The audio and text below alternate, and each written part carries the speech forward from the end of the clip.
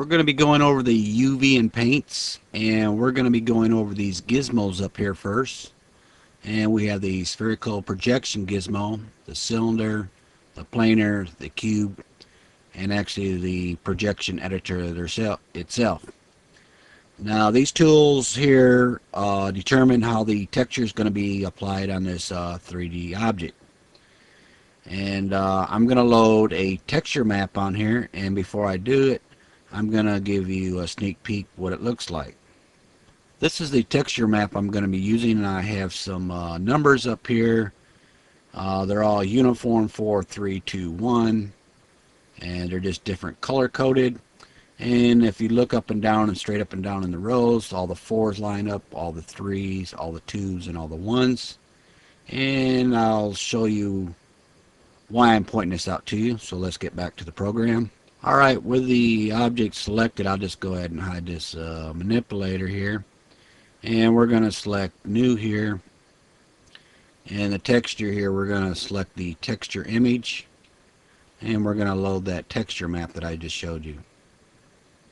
And we'll just set this color up just to white so you can see a little bit better.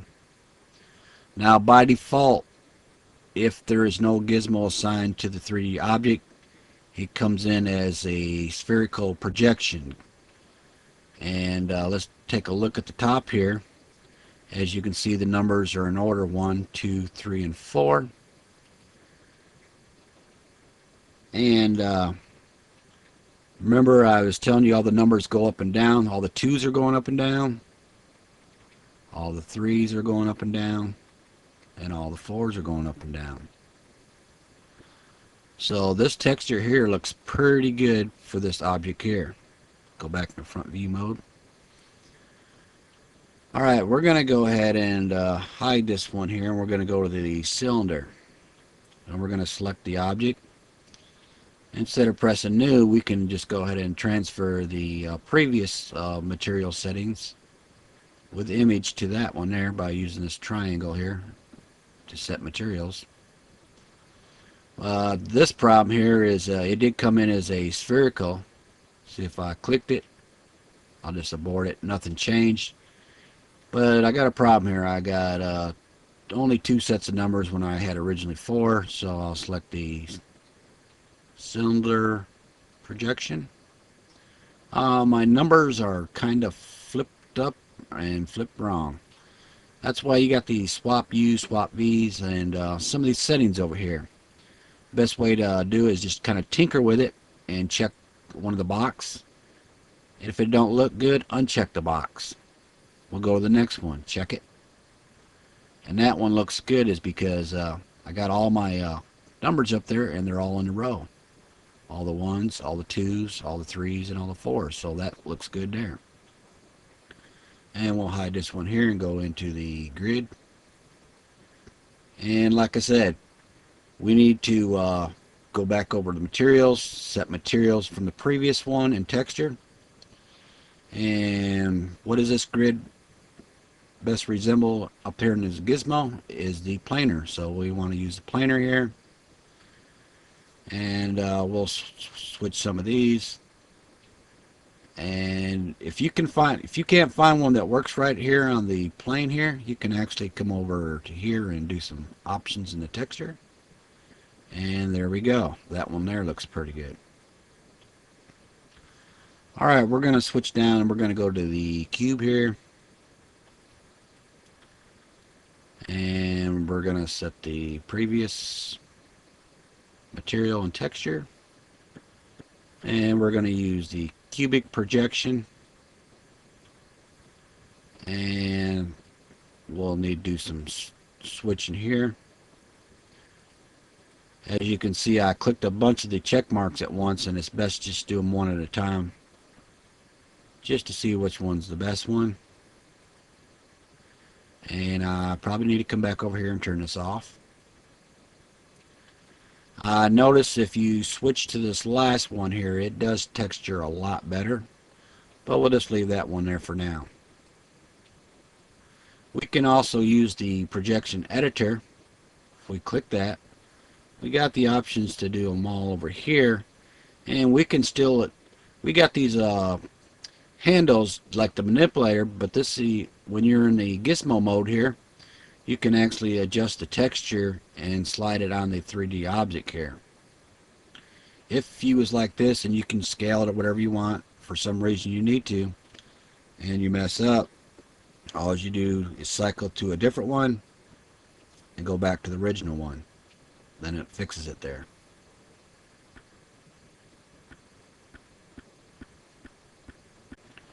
Let me go ahead and switch back over here to the sphere. And we still have some other options, and you can select the editor from here. So once it's got a gizmo applied to it, you'll see it over in the properties. We can select it up here or over here. And we also got these options down here at the bottom that we can switch and cycle through.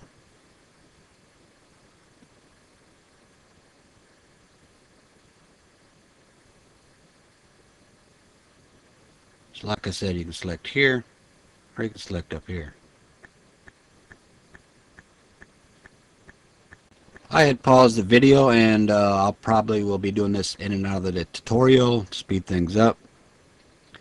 And let's go ahead and let's take a look at these gizmos. And if you notice, each one of these gizmos got a checkerboard pattern on here.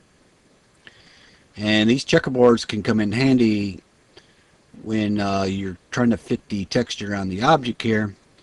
And if you noticed, on my last one, I had a texture map that had the numbers on it. Let's say I didn't have one, and I wanted to size this up. And you size this up with the checkerboard pattern, and I'm going to show you how you would do this and why you would do this. So I'm going to select new here. Then I'm going to go ahead and if you look down at the bottom, it says texture checker. And what these are basically doing is these are like little templates to help the so you can size this up on the object. And the trick here is, as you can see, I got a pattern up here of the checkers. They look consistent kind of here on the side, but over here it don't look right.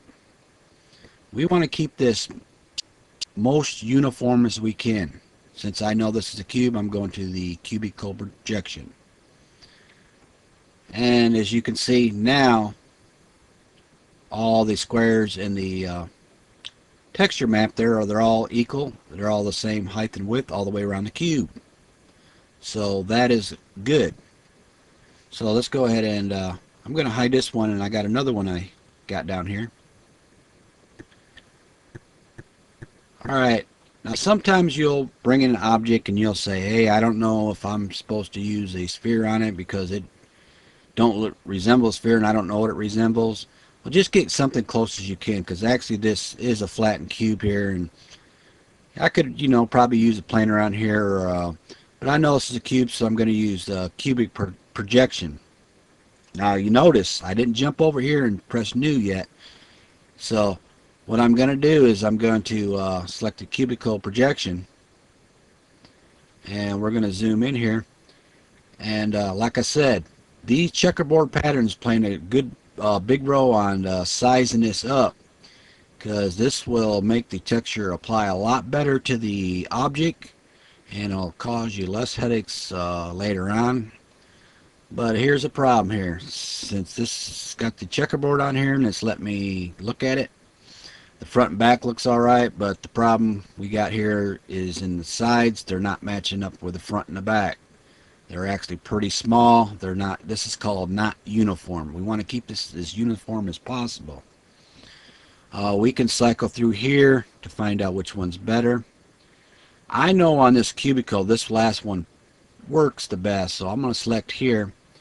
Then I'm going to use the gizmo and adjust the texture close as I can. I'm going to get a little bit, not too accurate, but not spend a whole lot of time on it. Let me bring this out just a little bit more.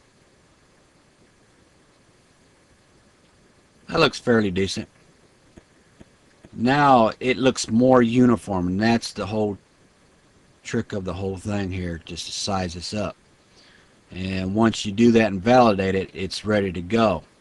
But the problem is, this is actually not the texture for this object here. And what we need to do is we need to go back over here, and we're going to go ahead and select the texture option. Now I got different textures. These are blank textures that we can apply to this, and we need some texture on here, or a blank one to start with, because this is what produces the texture map. Now I would recommend going 1024 by 1024 all the way up to 4096. Probably wouldn't go anything lower, because let's say if you have an image like 128 by 128, that's like, if you take it in a Photoshop and if for some reason you ever have to blow it up, and you tried taking 128 by 128 and blow it up to 1024 by 1024, it's going to get pretty distorted. So if you can kind of start a little bit more than medium high, then you'll be fine. So when I click here, this is my new blank texture.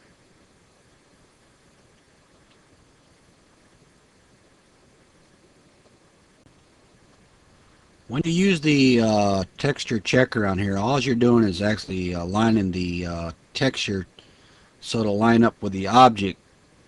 And if you don't do the alignment on here and you decide that you're just going to click this button and skip over aligning it, then you start painting on here, you could have some problems. So it's best to make sure that you align the checkerboard up with it for the so it'll apply a lot better. We're just going to jump right over here to the paint option real quick, and we'll go ahead and drag this down. Now we got some options over here. This size here is actually the brush size. If I move my cursor here and move the size over here, you can see the difference. And this is the opacity, and this is how much, if I was to use some texture, how much texture I want to apply. These are basically these little sliders. Of what you do is, what I usually do is try something and I move it to the lowest value, then move it to the highest value. It's a lot easier that you do it this way. That if you can just tinker with it, you'll understand it better than me explaining it. Because these here really are self-explanatory, and all you have to do is just mess with them. Now I got this texture option down here. These are called channels, and you can click them to activate them, and the transparency channel. And we got these little color boxes, and one isn't on top of the other. There's a gray one on top of this little brown one here. If I click this top one, it brings up the color option. This is actually just for color only. Now when I click this one down here, it's going to jump in front of the green one. So when I click it, I clicked once and you can see it just jumped in front of it. If I click it again, this is actually my texture option here. So this is where I can apply texture at.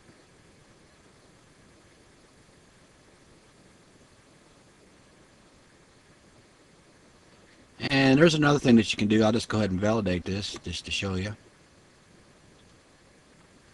Is you can, let's say, well, let's go back here real quick. I'll skip that part. But anyway, we'll just go back here. And what we'll do is just click this paint icon and just click it one time. As you can see, it applied the texture to the whole object. And we'll do it again. And click it again. And click it again. Click it till you're happy with what you got. And that's good there. So I'll validate that. Now let's say I wanted to texture this edge here, and I didn't want it to overbleed on the front half. We can also just select this face here, and I'm going to go on the selection, and I'm going to go Invert Selection. Then I'm going to go over here where you can say show or hide. Now this is going to let me just texture this part, so we'll go back over to the Paint tool. I'm going to switch me a different color here.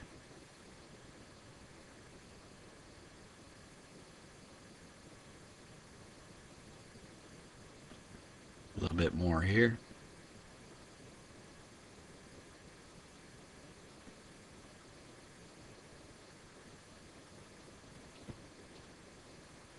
validate that. And we'll turn this back on.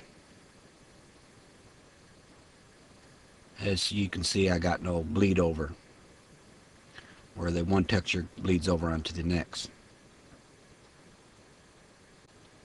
When you take this file here and you save this as a OBJ, it will save the object and also save the texture map.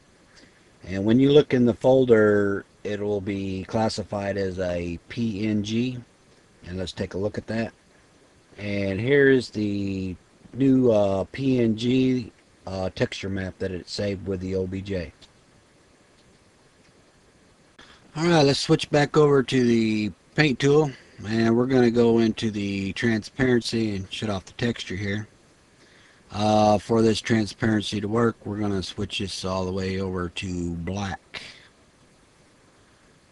And we're also going to switch to the need to get the pattern here for what we want to use transparency on, so we'll use this one here.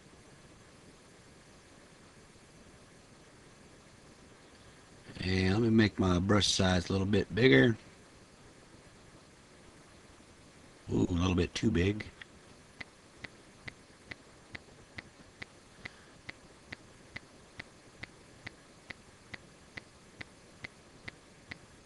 Let's take a look at that.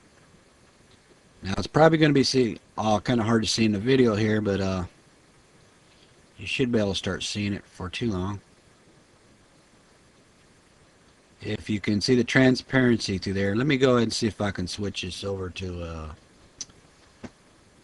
let's just give this a color here. Let's give it a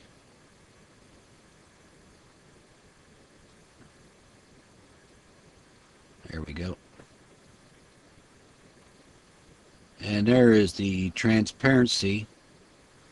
Now if you want to, let's say, get rid of the undo the transparency, is what we can do is we can come back over here, click it, and set this back up to white.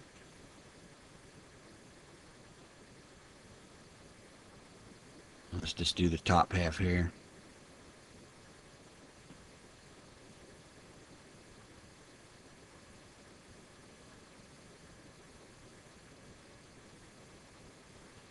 And we can kind of undo the transparency that way.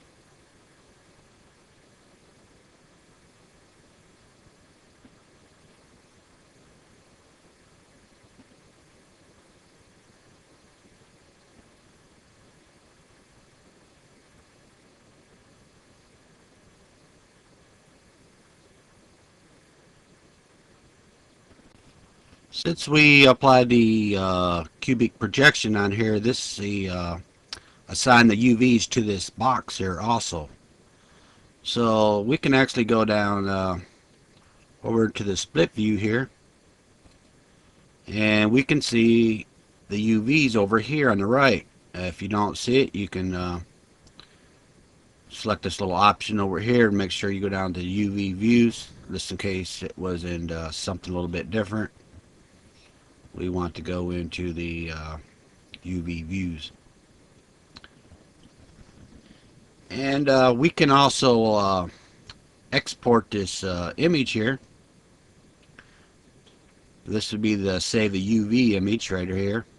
Let me go ahead and select this option here, and we'll select the big screen here so we can see it a little bit better. And like I said, these are the UVs to the box. And if for some reason that if you want to see the texture, you can remove some of these options here, and you can save the UVs, and I'll press this, the UVs, as an image file. So I'll put here and just put UV image, and we'll save that. Alright, here is the image that I had saved. It's the UV image 551 times, or by 551. And this is just the UV image here, and this is basically the same thing as, if you recall, when I saved the OBJ and it saved it as a ping file. This is basically the same thing, but it's got the texture on it. And I would rather use this one because this is my original 1024 by 1024, and we'll load this up in Photoshop and see what we can do with this. So this is our image right here, and if you noticed where the white at in the texture map, this area is ignored.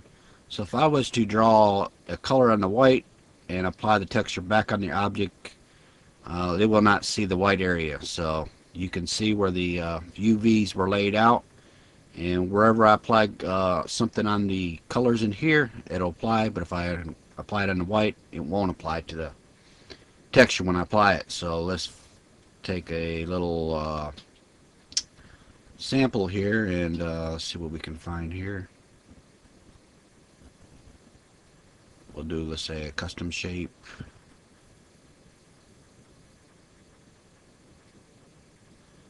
That will apply, and we'll do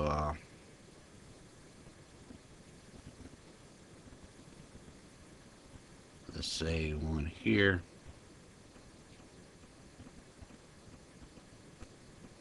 And we're going to do something over here. Let's see.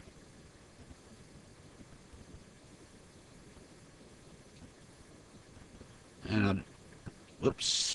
Let's see what happened here. I'm just going to draw some colors over here just to show you it will get ignored. Put some blue in here. And we'll go ahead and save that out. Alright, we'll go back into the we'll switch over here to perspective view. And I overwritten the texture when I did it, and I'm getting a pop-up. Some images used as a texture have changed on disk. Do you want to reload them? That is the one I saved in Photoshop, so I'll press yes. And there we go.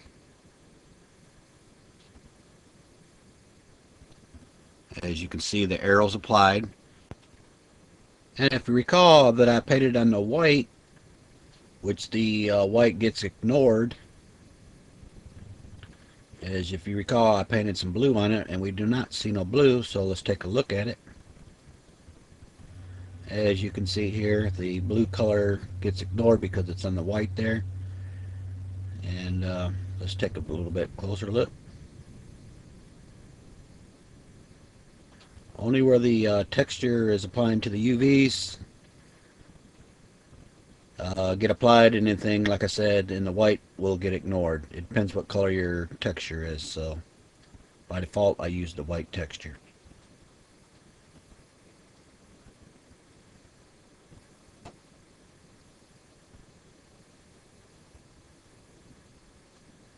Alright, we're going to be going over the unfold option up here. This is basically a utility tool that breaks up the UVs into groups, and you can use these with other applications. As you can see, I got a cylinder here, and if you look at the top here, I tessellated the top, and a little different from the bottom, which I didn't do, and I'm going to show you a reason why I did that, so we can identify the top and the bottom as I go along.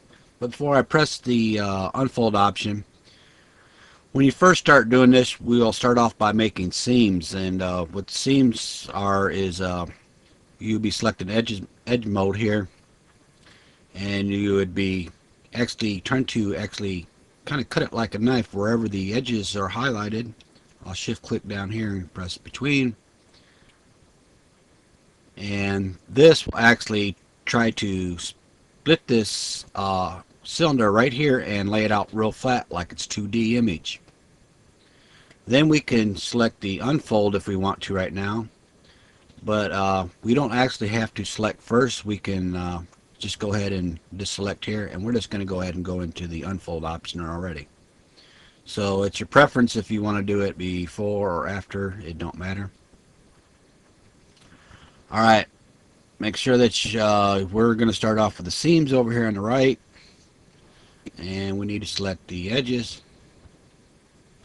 Now you do not need to shift click, you can just click here and here and here. Anything that's highlighted, if you want to deselect it, you can press the minus key, or if I select it again, if I go up and double click something or re-click something or reselect it again, it will deselect it. Alright, we're going to add a seam down here, so I'll select here, here, and between it. Then we're going to press add. Okay, as you can see now it's got this darker blue line. This is where the new seam's at. I'm going to go ahead and do a loop here, the top and one for the bottom, and I'm going to press add. Move my cursor over here. As you can see, I got the top and bottom split apart, and got half of this cylinder that I'm going to be splitting. So I'm going to go ahead and press the unfold option here. Alright, we're going to go and select the faces mode. Now when I move my cursor over the face up here, you can see over on the left side, here's my top option up here. If I move it over here, as you can see, it highlights it over there. So these UVs are they're actually now grouped apart, and we'll just look one at the bottom so you can see that.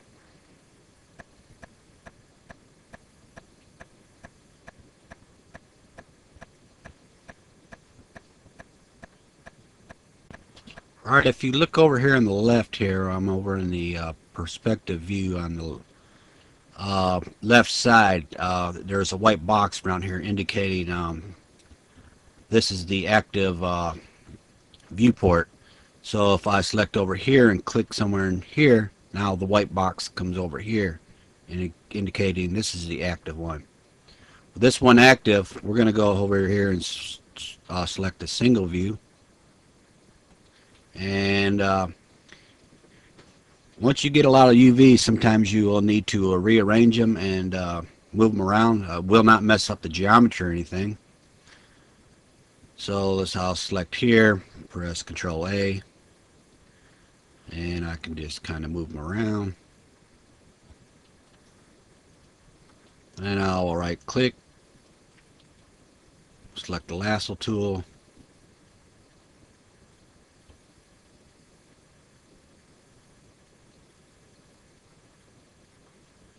and that's how we can kind of do a little bit of adjustment there.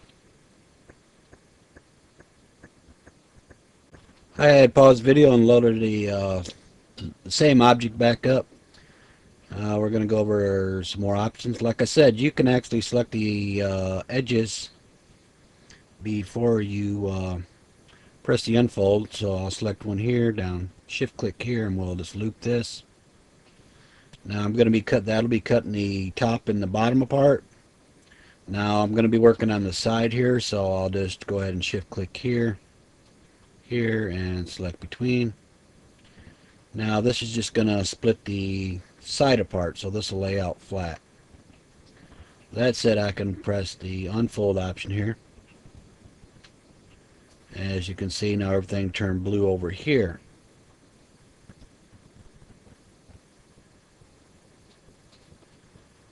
And I'll just go ahead and press unfold here, and we'll go back into the selected faces mode. As you can see, now this side of the cylinder is all one map here, or one UV group. Here's the top. So I'll go ahead and validate that. We'll just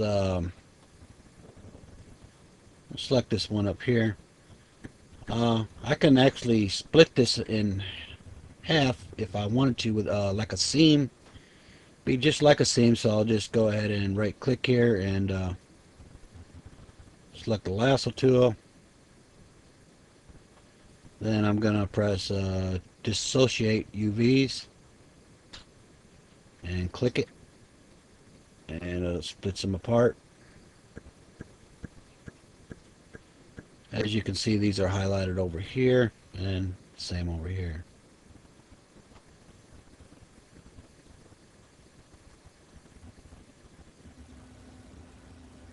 That one side. And you got the option for the target weld where you can weld these.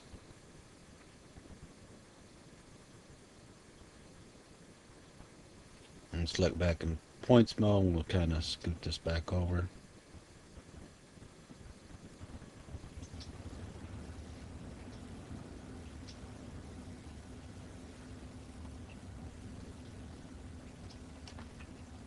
Alright, we'll just go over a few more things on this unfolder here real quick. And before I select it, I'm going to go ahead and select the edge mold. And I'm just going to bring, I'm going to try cutting this sphere in half here for the seam. And I'm just going to bring one of the edges down pretty close to the center point here, or halfway point. Because I'm going to show you how to fix that. So I'm going to go ahead and select the center here and loop it. And then I'm going to go ahead and select the unfold. And when I do, as you can see, I got the automatically real dark blue line. That means a seam has already been added. I don't have to press the plus sign here. So zoom out here a little bit better. Alright, at this time I'm going to go ahead and press the unfold. And I'm going to move my cursor over the problem spot, which is right about here, as you can see over here. So we can use this relax UV option. Make sure you're in selected faces mode. And we'll target at the area here.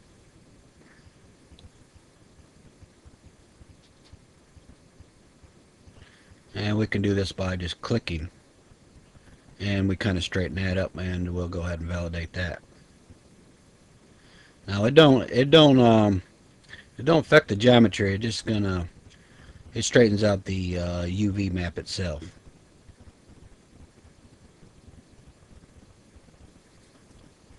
See, if I was to just take it and pull on it, it has no effect over here.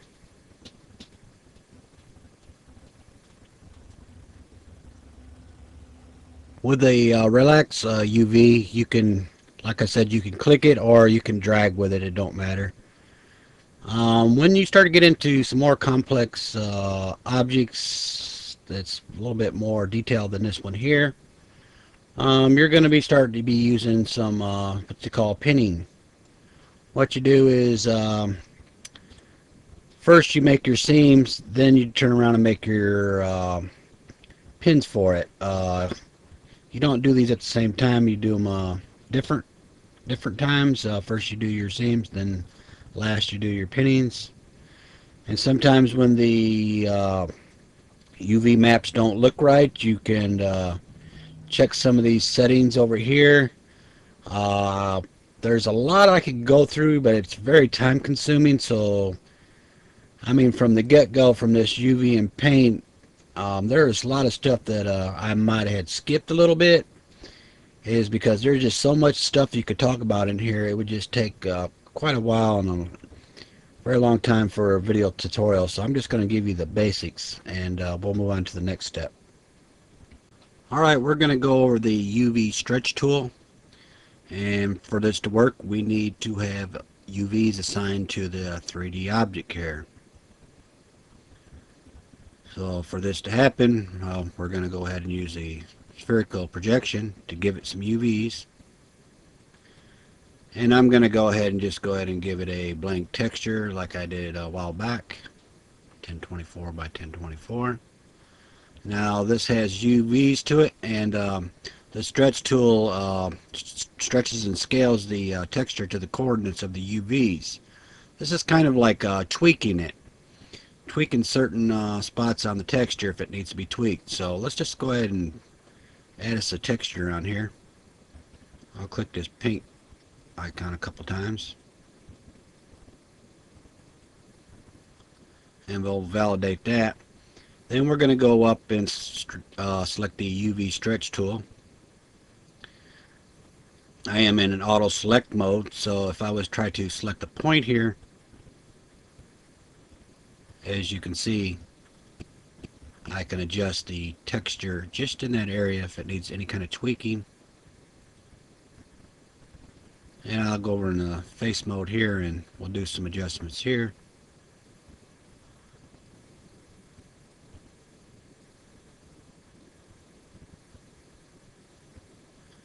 And that's basically how the UV stretch tool works. Just more like more or less the option to tweak certain areas in the texture map. I'm using the default grid here, and I'm going to go over the displacement brush, soften brush, and the pinch tool, and the inflate. And good rule of thumb, I like to go ahead and just give it a UV, and we'll just validate that, and just go ahead and give it a 1024 by 1024 texture. And we'll start over with this displacement brush. Now if you do a little experimentation with it, you can kind of understand it. So how this works is we're going to start off with a displacement option where the channel is selected down here, and I'm going to go ahead and select something we can kind of see here. It's got a nice couple of sharp edges to it. Now I'm going to select here and I'm going to click. I'm going to move my cursor around. The geometry seems to be moving up, but it doesn't look like this alpha mask that I'm using here. So let's switch over to the bump and let's try this here. And I'm going to click here.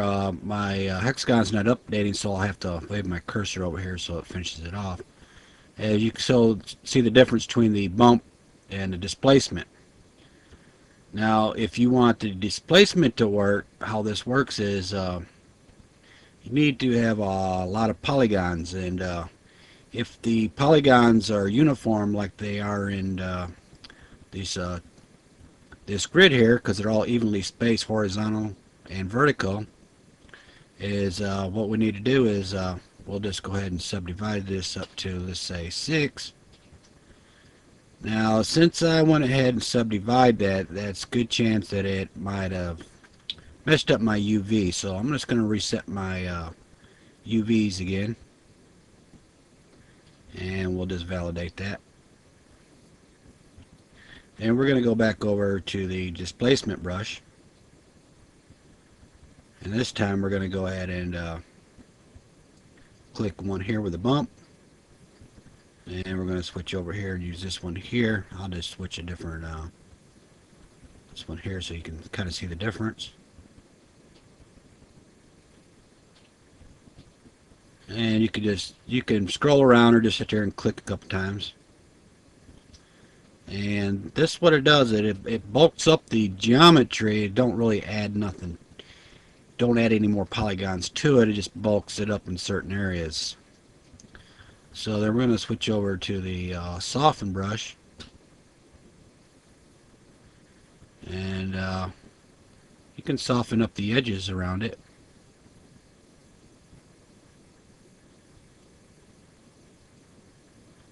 Not sure if you can see it in the video. And a lot of times if the polygon's too high, probably a good chance that it's going to be real hard for it to soften it up.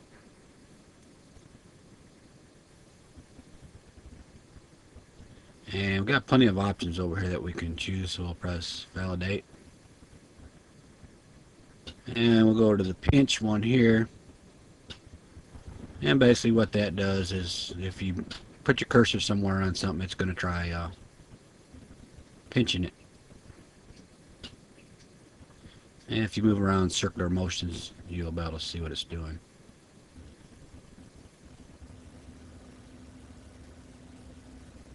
I'll get over here so you can kind of see a little bit better. We'll add a little bit more strength to it.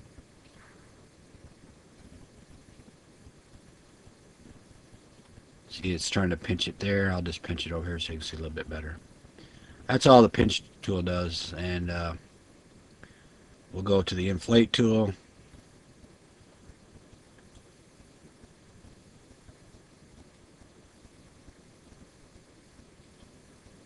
I have to move my cursor around in here quite a bit for it to update because the hexagon is not updating.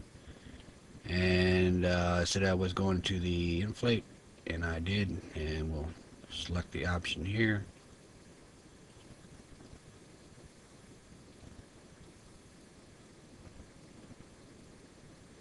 This one here kind of goes backwards on it.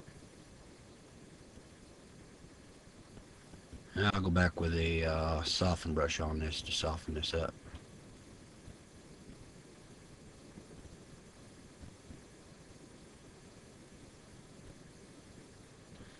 These tools here are very, all you got to do is just kind of mess with them. But if you want the displacement brush to work with the bump and the displacement, you're going to need to subdivide your mesh quite a bit.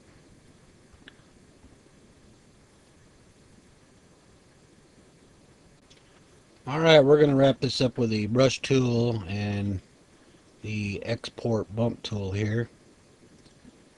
And I'm going to go ahead and we're going to be using some transparency. I'm going to use this ball and stick it inside this cube here. So we'll be able to pick this up later. And I'm going to select the cube first. We need to set up some UVs for this so we can apply the texture to it so they can have good alignment. But I'm going to go ahead and I'm going to subdivide this here to 2, and I'm going to validate it. And as you notice, I had went ahead and subdivided it first before I applied my gizmos for my UVs for this, because I want to make sure I had all my polygons divided first before I applied the UV gizmo, because if I would apply the UV gizmo first then subdivide it, it could have messed up the UVs. So it's best to do the subdivision first, then go ahead and use the cubic projection or whatever gizmo you need to use. I'm going to go ahead and select this here by default. This could use some tweaking, but I'm not going to mess with that now. And we're going to go over here, then we're going to press new. And since this has got a lot of subdivision to it, I'm going to need actually probably a little bit larger textures, blank texture size. So I'm going to go 2048 by 2048. And we'll validate that. Then we're going to go over here to the brush tool. And we're going to start off with some texture here, and I just want to size my brush up. I'm not going to, I got the gray color, it's already, the top one is the active one, so I'm just going to click the paint can twice and 3 times to kind of darken it up. And I'm going to click the color box underneath it and click it again. And we'll select something right here.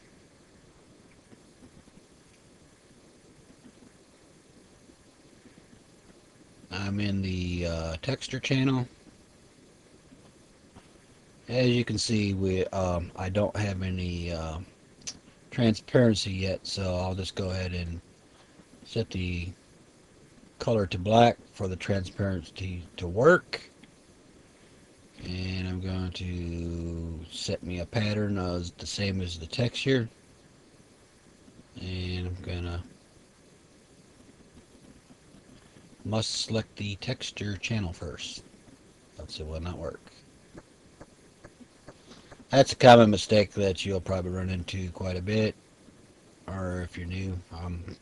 I don't very seldom texture very much, but I like to model. As you can see, now that I can see through the cube here, and now I can see the sphere inside it.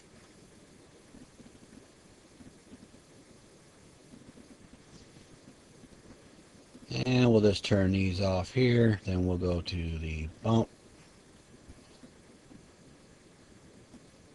And we'll just use one of these alphas here.